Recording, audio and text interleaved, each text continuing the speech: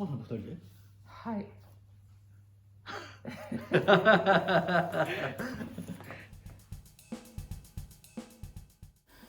The number of viewers for our last video about epilepsy has increased significantly, so I decided to talk more about it. This time the topic is Claudio's personal experience as a person with epilepsy. When Claudio was diagnosed with epilepsy, I searched on the internet for some information. It is important to listen to what doctors are saying, but the experiences of people with the same condition are meaningful in a different way from professional information. It was more than 20 years ago, and at that time there were much fewer internet users in Japan compared to English-speaking countries.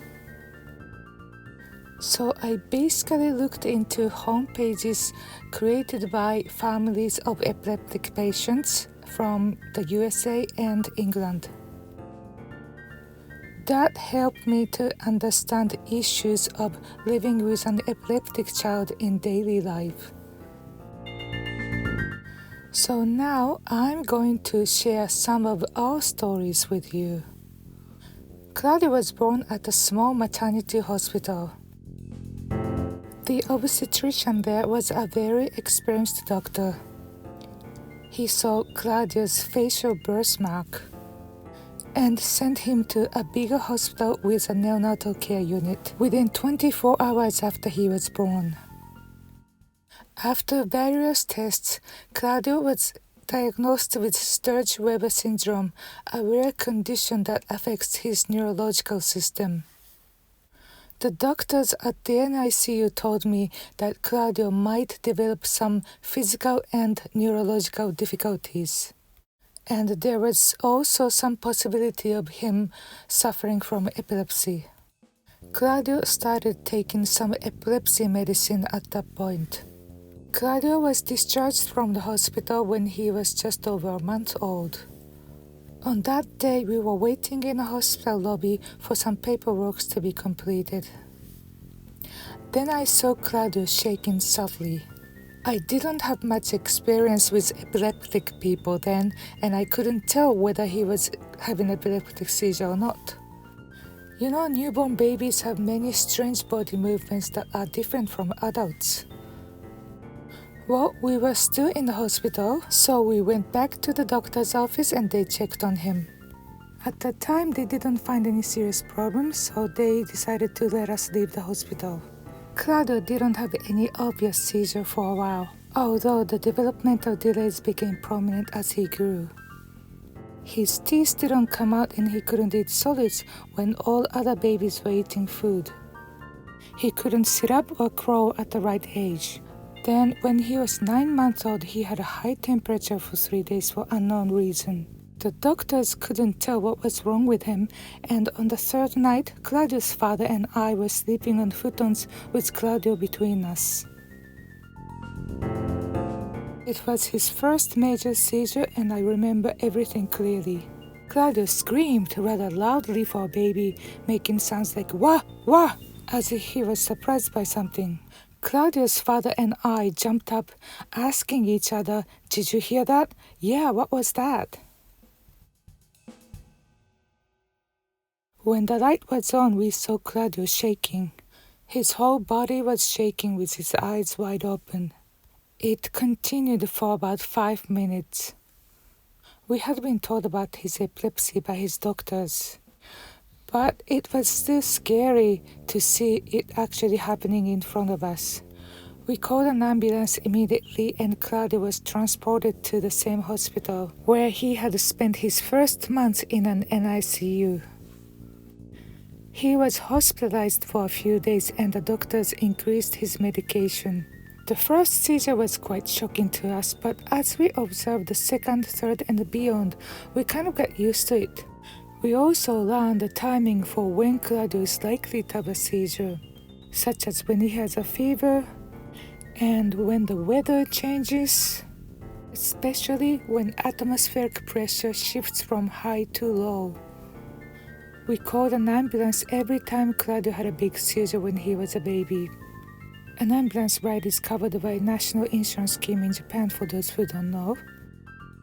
As he grew, we learned how to deal with seizures by ourselves. Of course, if Claudio has a high temperature or any other signs of illness, we don't hesitate to take him to a hospital. The way Claudio goes into a seizure has changed over time as well. Claudio finally started sitting up and crawling when he was 2 years old.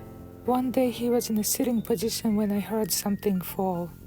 I turned and saw him lying on his back on the floor. I was surprised and ran to him, but he was just smiling. I placed cushions around him when he was in that position to prevent him from getting hurt. But I wasn't sure if he was doing that intentionally or he just lost his balance. Then I saw it happen right in front of my eyes. His facial expression became blank and he had no response to my voice.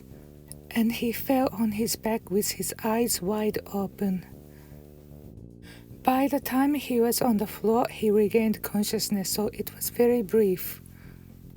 We call it an absence seizure. Claudio has had it on almost a daily basis up to now. The big seizure in which his entire body shakes is called a tonic-clonic seizure. These are the two kinds of epileptic seizures that Claudio lives with. As Claudio grew older, the doctors changed and replaced various medications, which is quite common among epileptic people.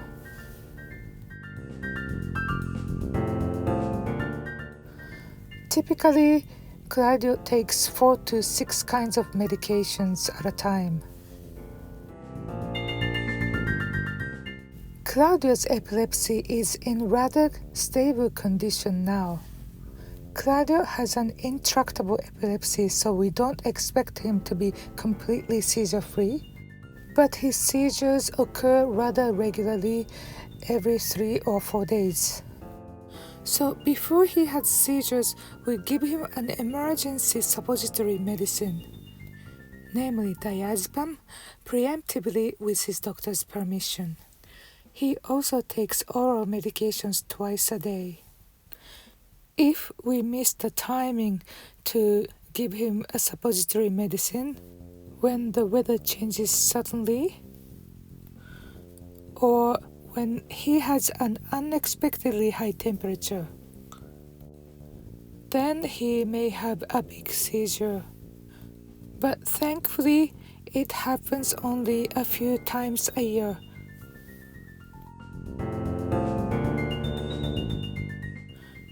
Claudio continues to have absence seizures on a daily basis. But basically, it's not a big worry. If he has such absence seizures multiple times a day, loses his appetite or interested in things, that could be signs that a big seizure is about to happen. So, when we go out or go on a trip or have guests at home, we time it carefully so that Claudio's big seizures won't affect our daily lives much. In a way, it's much easier to deal with Claudio's epilepsy compared to some other people's uncontrollable seizures. And that was the story of Claudio's epilepsy. I hope it helps some people to understand epilepsy more. Now, I'd like to make some additional comments on epilepsy among Japanese children. When we were in Australia, Claudio's neurologist told me epilepsy is very common among Japanese people. I had never heard of it, so I asked him, is that true? And he said, yes, there are more East Asian people experience epileptic seizures compared to Caucasian or African people. However, most of them are very young children. Typically, they have epileptic seizures only once or a few times. As they become older, they tend to grow out of it. So it's not a big problem. Nevertheless, epileptic seizures are common among Japanese children. Then I remember a newspaper article. A few years before Claudio was born, there was an anime show on Japanese television. One of the episodes involved rapidly flashing lights. Many children reportedly had epileptic seizures looking at the television screen. I don't remember the exact number, but it affected so many that it was covered widely in the media. So it's not uncommon for small children to have epileptic seizures, and most of them are not serious. But one thing I heard from my friend was, if the parent had such an epileptic seizure in his or her early childhood, then their children are more likely to have it too. Many parents may not have clear memory of what happened in their early childhood. So if your child has had such an episode, maybe it's a good idea to tell him or her when they get older. When they themselves become parents, they may be better prepared if their children have epileptic seizures.